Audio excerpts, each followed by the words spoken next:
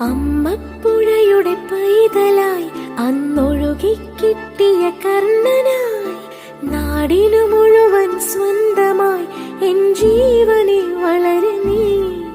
കുടിൽ മേയുവാൻ മുകിലുകൾ, അതിൽ മാരിവിൽ ചുവരുകൾ, നിനക്കൊരു കുടം കുളിരുമായി പുതുമഴമണി